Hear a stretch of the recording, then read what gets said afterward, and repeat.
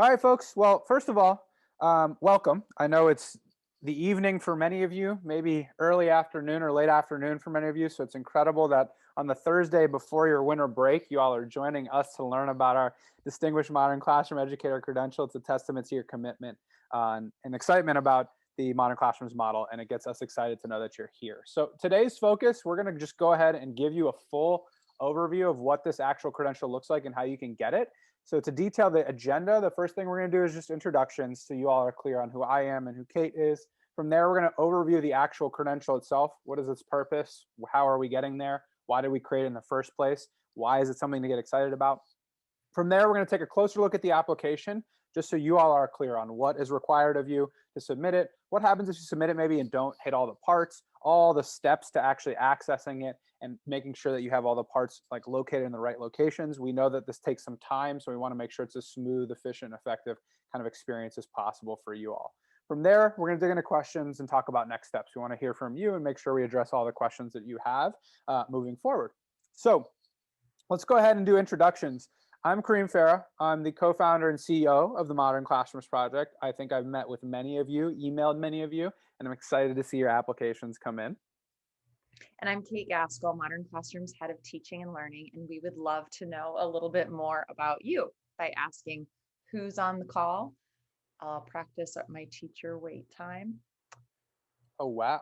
I've never done one of these polls, Kate. Yeah. What do you think, Kareem? I always ask people to make a prediction. I'm going Hmm. 50-50. It's a tie. I'm going to tell you, it's a tie for first. Tie for what's the most common? Mhm. High school, middle school? Elementary and high school. Oh, Yeah. hey, elementary teachers, welcome. Yeah. It's good to have you all. We got one more question for you before we get started. We just want to know your experiences with the Modern Classrooms Project. Whoops. So we'd just love to know a little bit more about how you found us. So if you or kind of what your experiences with Modern Classrooms have been. So we're so glad you're here. We can just get a little bit more about how you came to the Modern Classrooms Project. Oh, I'm curious about this one. This one's tougher. This one's harder to guess. Yeah. I feel like I went through the virtual mentorship program as an individual. Last one we were pretty tied with high school and elementary as equal representation, and then middle school was a close third. All right. What do we have? So looks like most of us went through the virtual mentorship with their school or district. Interesting. Amazing. Yeah. Nice distribution, though. Fantastic. Yeah. Cool. Well, it shows you how many different ways people are learning the model, which is exciting. So let's go ahead and dig into the content. So what is this thing? Well, the main reason we built the Distinguished Modern Classroom Educator credential is kind of built off of that poll you just saw, which is that we know so many people are accessing our work in so many different ways and ultimately are actually implementing the model in their classrooms. We, as a staff, can't make it to all your classrooms, although we hope to be in some of them at some point. And we know how incredible the work that you're doing is. So our goal is to actually elevate you, is to provide an opportunity to identify the folks that are doing our model, to showcase your work, to put you on our website, and to give you some cool perks to feel like you're actually a part of something in a structured way and know what you can share with others and what you actually can put on your email, resume, and all that good stuff. So it's really to identify and elevate our fantastic educators and show off the fact that you are implementing our model and are excited about it. So that's the core goal. It's really all about you all. We wanted to build something that you all would think is valuable and feel like you get something in return. So in a structured way, there's a few things you will get that kind of articulate why you should become a Distinguished Modern Classroom Educator, aside from this extremely cool spring backpack that's actually part of the package. So what are the things that you'll receive? Well, first, one of the biggest reasons folks are potentially applying and are thinking about doing this is because you do become eligible to become a Modern Classroom mentor. This isn't automatic. It's not like if you just become a Distinguished Modern Classroom Educator, you become a mentor. But instead, it puts you in a pool of educators who are eligible. And at that stage, you would get transferred into a whole different application process of becoming an expert mentor is something that you're interested in. And then you get paid to actually train educators across the country. We're a teacher-driven movement. It's driven by you all actually implementing the model and then sharing it with others. So this is kind of the first step in potentially becoming a mentor. Second piece is premium lifetime subscriptions to Screencast-O-Matic and Edpuzzle. We just want to make sure you have the tools necessary to do this model. If you're not using Screencast-O-Matic or Edpuzzle, maybe this perk isn't all that special to you, but they are great tools. Most educators use Edpuzzle when they do our model, and then many use Screencast-O-Matic. We want to make sure that at the bare minimum you have the core tools that we think you need to do this model at the very least. Second piece is a digital badge, the actual certified micro-credential, some resume language, and certificate of completion. This is all kind of elements to make sure that you feel like this is formal, because it is. We want you to be able to share it with external stakeholders. We want you to share it with job interviews. We want you to be able to put it on your email badges and all that good stuff.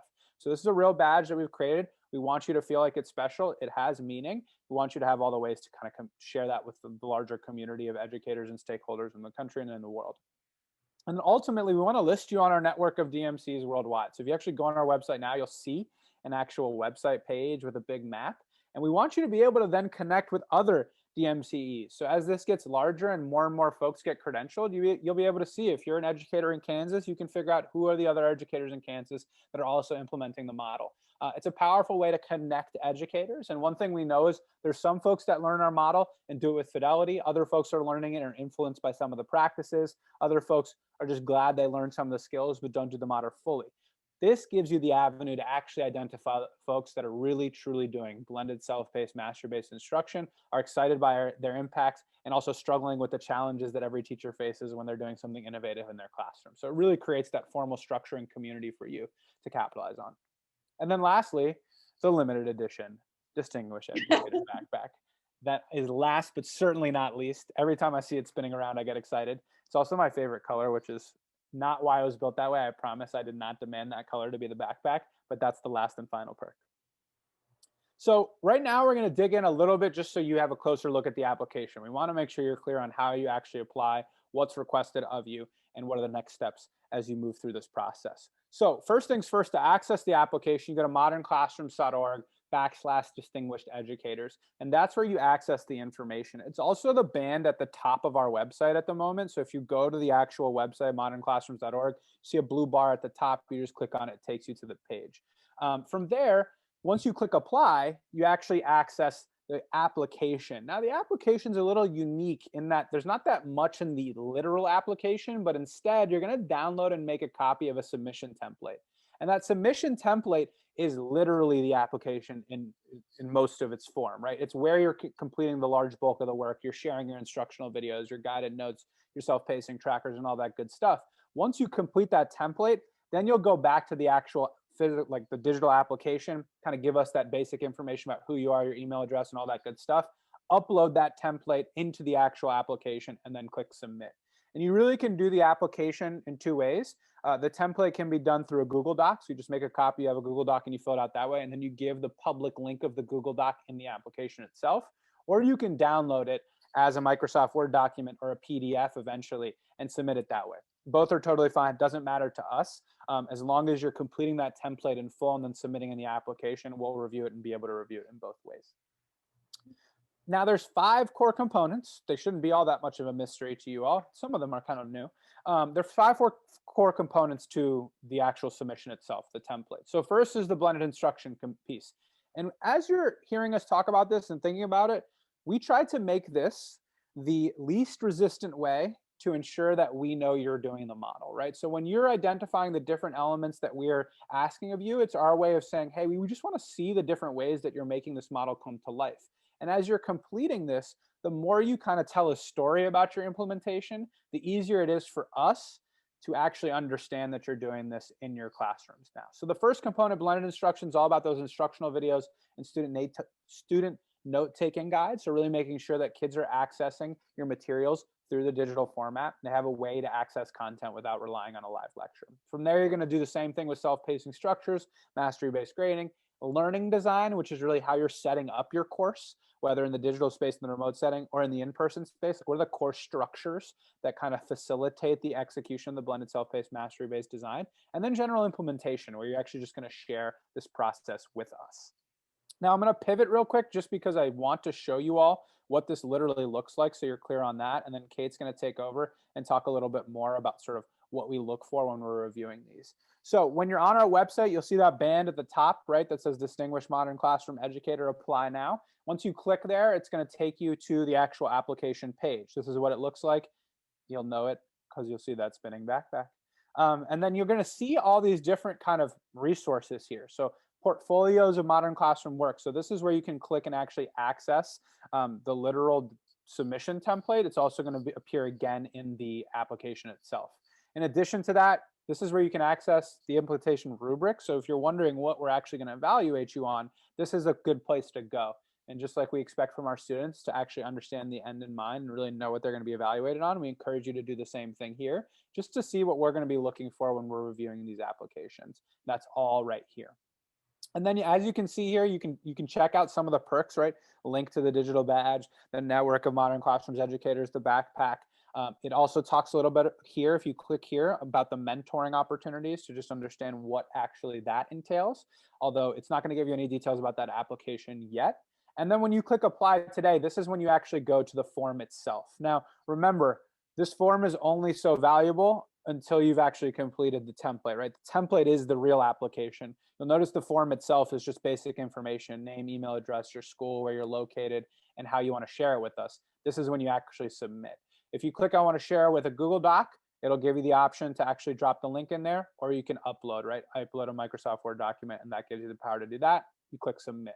Okay, so the actual application itself, again, is largely that template and then some just specific information so we know who you are. So that should give you a general overview of how you execute this. The focus is really all about the submission template, and that's the kind of lengthy and exciting part. It shouldn't be too exhausting to do. We tried to design it in a way where if you're truly implementing the model, you're really just telling the story of implementation and sharing some artifacts about it as well. So I'm now going to pivot back to the slides, and I'm going to kick it off to Kate. And Kate, you can talk a little bit more about sort of the process and the evaluation. Yeah, so thank you again for joining us tonight. We just want to remind everyone, if you don't know already, the first application deadline is New Year's Eve, so Thursday, December 31st. And if that doesn't work for you, we understand that it's been a difficult semester. And if you are planning to take winter break just for yourself, by all means, please do that.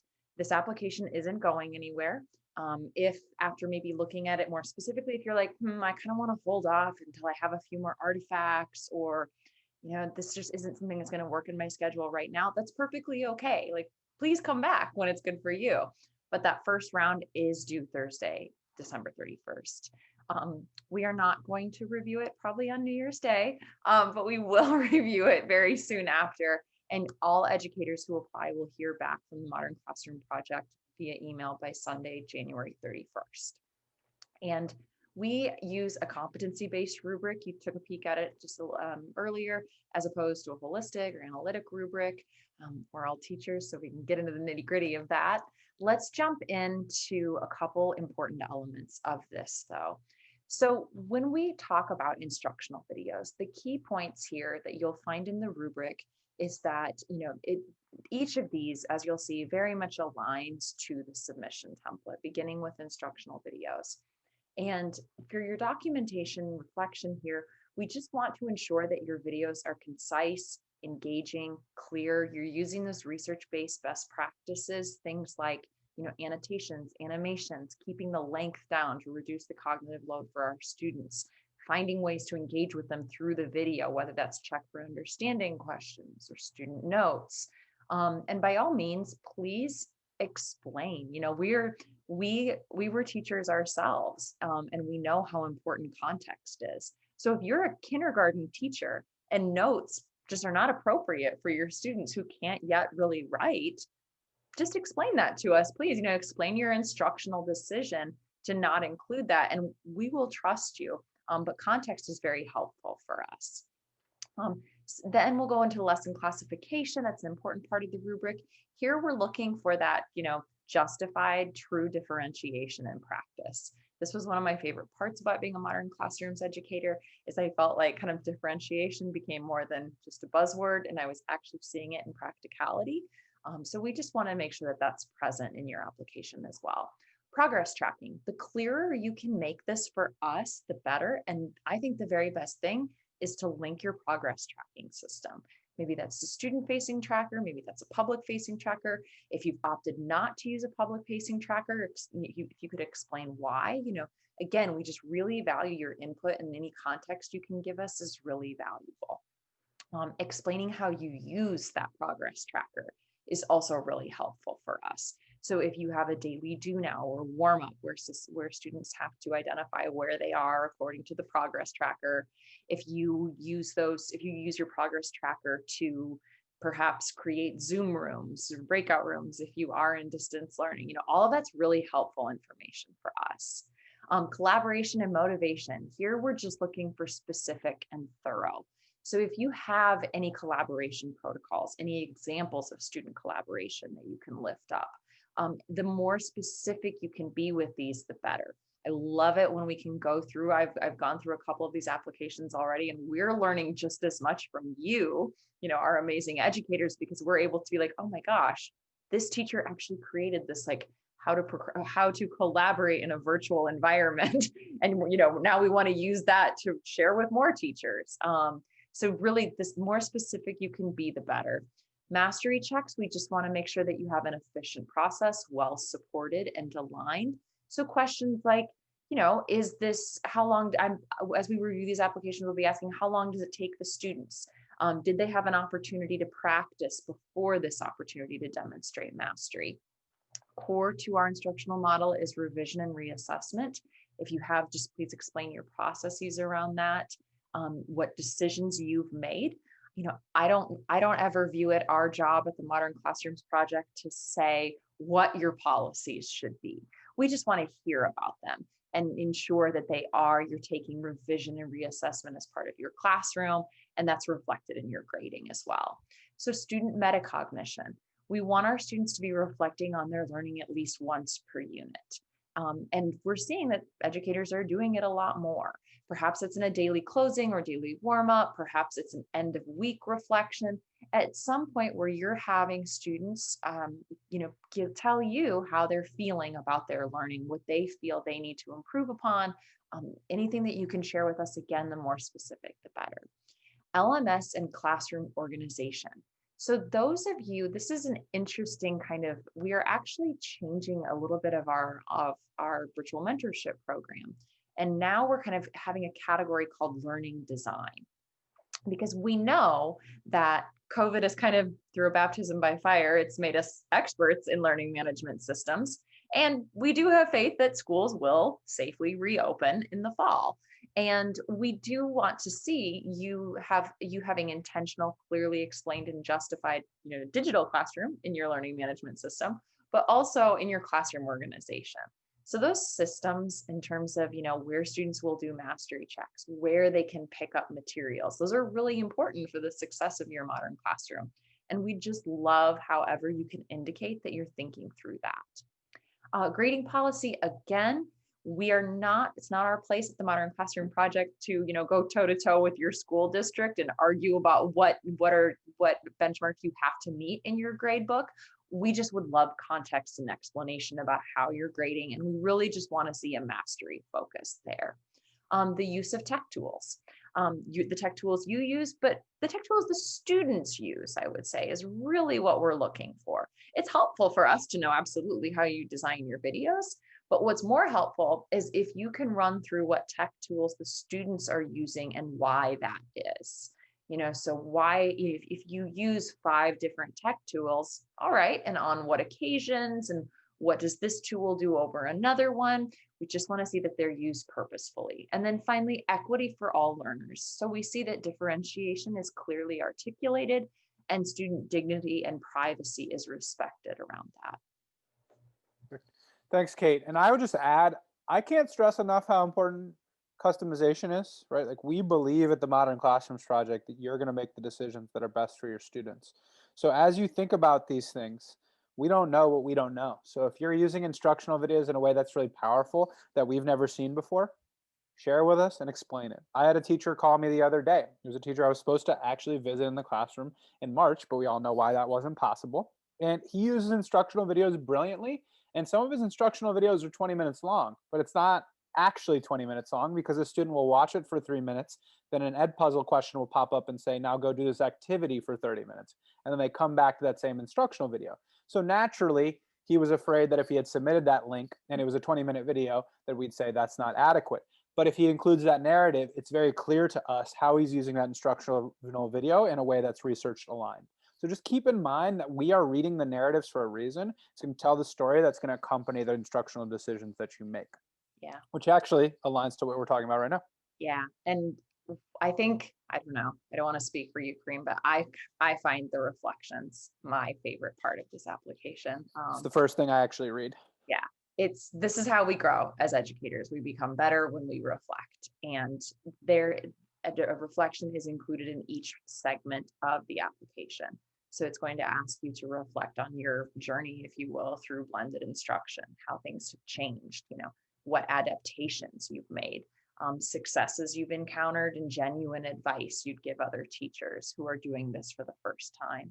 So again, it's just that message of, I like to think of this as if I'm visiting your classroom and I'm really getting a taste of what you're doing, and I get to sit down and talk to you. So as honest, as you can make that reflection, the better. Yeah, absolutely. And this is a good place to also articulate things that you have to do in the remote and hybrid space that you plan to change when you go in person, right? So if you're doing the model truly, but there's elements of it that are much tougher to execute when you're not seeing the students in person, right? Articulate that in the reflection. That's a great place to put that, particularly around multiple forms of mastery checks or when kids can revise, right? We know that it's very difficult for a teacher to create an environment where a kid gets reassessed 3 times on a mastery check and gets feedback in a short span of time. One of the beauties of the model is the ability to naturally pivot to students' needs in the in-person setting. You can't do that remotely. So put that in the reflections. Is a great place to drop that in.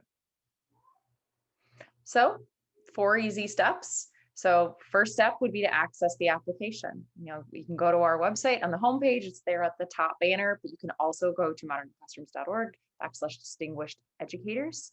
And then really work on gathering your examples, collecting items of how you're going to show that you do implement these integral tenets of a modern classroom.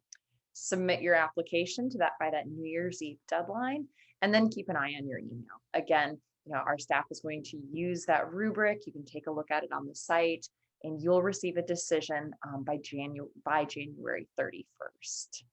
And one thing I want to stress to everyone, this is not like a apply once and if you don't get it, it's over. We're the Modern Classrooms Project. We believe in your vision. It's like the biggest thing that we believe in. So many people will get a revise. That's part of the model. That's part of what we believe in. And most likely, if you're getting a revise, it's actually not going to be that hard to make it to the next level if you're actually implementing the model. Now, of course, if you're only doing parts of the model and you're going to have to be patient and wait potentially to go back into the in-person setting or all those elements, that'll come through in our feedback. But just keep in mind, if you feel like you're doing this and you want to take a stab at it, there's literally zero harm in applying. If you need to revise, you'll get that feedback and you'll revise it up. It's not like we have some sort of secret spreadsheet that indicates that people apply to once and will never get it again. That's a comical concept to us. I'm allergic to that concept. We always are growing. We're always learning. So do not hesitate to submit. If you have some questions around whether or not you're going to get it, the best way to find out is to try and get the feedback. So don't be afraid of getting feedback in a revision. That's part of what we believe in do. So that's critical. Now, I think that covers all the core content we've provided. So we want to be able to answer any questions. And if not, obviously we'll close out. We don't ever believe in talking for no reason and taking people's time for no reason. So Kate, I think you can see the chat, right? I don't know if I can. What questions do we have? I'm not seeing any questions yet, but if you have them, please put them in the chat. Yeah, put them in the chat if you have any questions at all. All right, so we do have a couple questions coming in. Are there future deadlines or are there applications scored on a rolling basis? Yeah, that's a great question. So our intention is to constantly be accepting applications and then have a structure for giving you all feedback. The first round, we wanted to provide a clear deadline and then a clear opportunity for us to give you feedback and answers. After that, it'll be an open application where you apply with rolling decisions. If we choose to be more structured with that, we will do that. Part of the reason that that's sort of a to be determined is because we want to see how long and challenging it is for us to take in applications. We get 10,000 applications at December 31st. We're going to learn very quickly that we need to keep these fixed deadlines and then fixed opportunities for us to provide feedback. What I can promise everyone, Lindsay and Laura, is that you will always be able to apply, and it's more just a question of how quickly we're going to get feedback turned around to you. So we kept it structured this time, but if you don't feel comfortable applying by December 31st, I can assure you, you can apply on January 15th and that'll be just fine. Yeah. All right. Oh, okay. Let's see. So I just started the Modern Classrooms Blackmail Educators course, so I'm not proficient on the entire model. Would it be advisory to apply now or wait until I finish the mentorship course? Good question. So, I mean, ultimately, the core question you should ask yourself is, am I implementing the model? Right? It's at that stage that you should apply for the credential. So if you are currently in the course and haven't actually rolled this out with your students, that's probably a cue to say, I know where I'm going. I know what I'm going to apply for once I start implementing. But I would not apply before implementation, especially because a core element of this is the reflection piece. And it's not a reflection on the planning, it's actually a reflection on implementation. Now, there's many people who go through our mentorship program who are already implementing the model and just want to get better at it through a mentor. So folks like that absolutely apply. But if you haven't actually started implementing it with your students fully, I just wait. And again, I wouldn't rush it, right? There's just no incentive to rush. Ultimately, you'll want to submit the application once you started implementing. Our friend Erin Rose has a question. Are video reflections okay, or is written preferred? I mean, I love video reflections. So Erin, if you're willing to make a video reflection, absolutely. Yeah. We'd love to see it.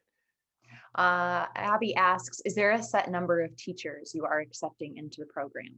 Absolutely not, Abby. And Abby, I know you're part of the legendary Concord Community School District, and y'all are rock stars. There's no set number. The answer is we hope every teacher in the world is a modern classroom educator one day if they want to be. So absolutely not. We are not even looking at a set number. All we're doing is just taking in folks that are currently ready and able to implement and are doing this, and we're going to accept it.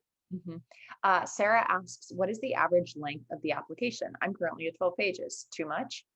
I would say no, not too much. I'm seeing a variety actually. It's really interesting to see the different forms they come in. It's hard to assess length because I'm noticing that some teachers will embed quite a few things, whereas others will link to.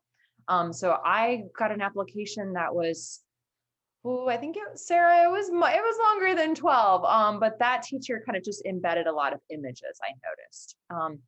As whatever the length that allows you to be thorough, that allows you to be honest, and that allows you to showcase the great work that you're doing in your classroom, be that physical or virtual, we would love to read it. Yeah. And on the flip side, right, don't feel the need to make it 12 pages or 15 pages, right?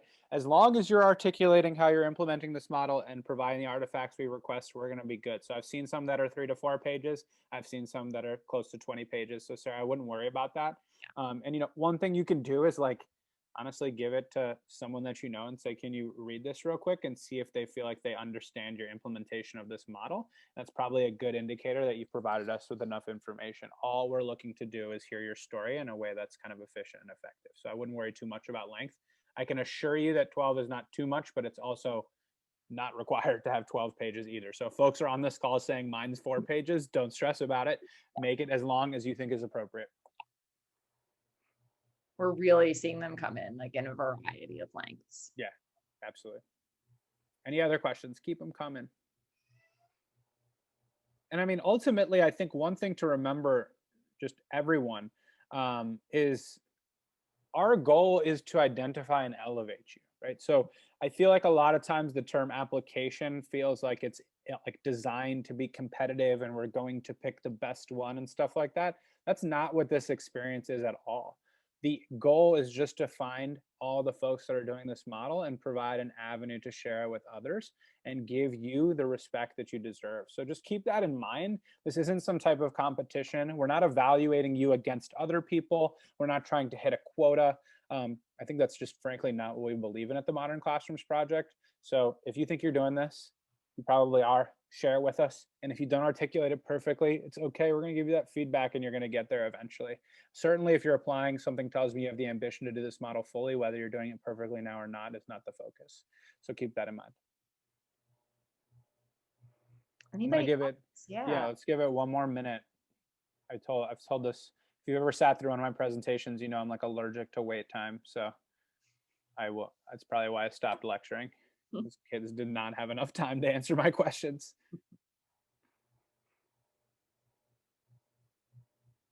Oh, there's a your question slot.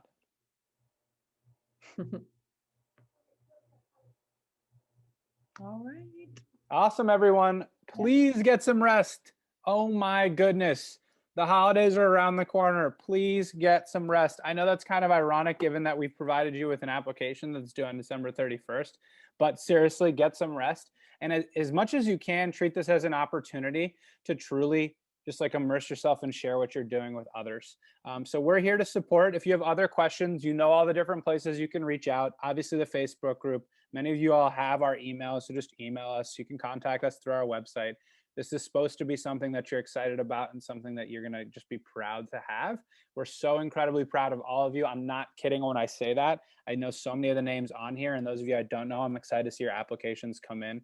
Have a wonderful, wonderful, and restful holiday break, and we're excited to see all the incredible work you submit. Have a good one, everyone. Bye.